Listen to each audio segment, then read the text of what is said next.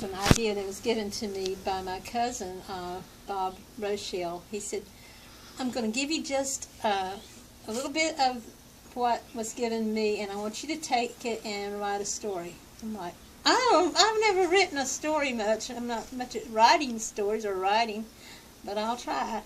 Anyway, this is what he gave me.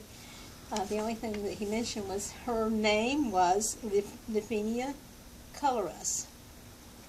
Liphenia colorus, and that was it. Okay, so here we go. Liphenia colorus. Her name was Liphenia colorus. She was the only tree that had not fallen from the beautiful tree located just down the road a piece from Cousin Bob's place, and she was so sad. Where had all her other leafy friends gone? Oh, how she longed to join them and go skipping over hill and dale, or go floating down the creek nearby, or maybe go flying, free with the breeze between the other trees of the forest. But there she was a-hanging, wondering and waiting, but not so patiently. Were her friends part of a nest for a mother deer and her fawn? Was a ladybug sleeping curled up in a ball underneath a leafy bed?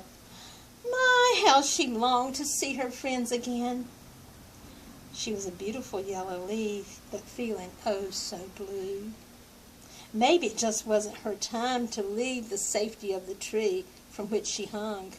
I am sure that at just the right time she would float safely to the ground and be about her own adventures.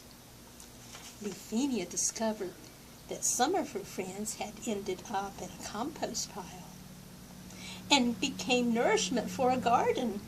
That made her happy, but what was to be her purpose? She sure would like to know. One day, a young child passed by the tree from which Liphenia colorus hung, and gazed upon the beauty of her bright yellow color. Just as soon as the child pulled Liphenia from her lovely limb home, she no longer was the beautiful yellow leaf that she once was, but had changed into an elegant golden leaf.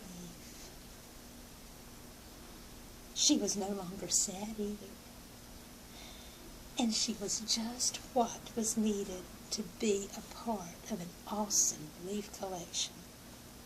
So there she was, stuck between the pages of a book. And it was there that Liphenia colorus lived happily ever after, among other of her leafy friends, in the forest of a young child's imagination and an A+ school project. The moral of this story is that sometimes a situation, in this case a color, is only a passageway to travel to get to something better. The end.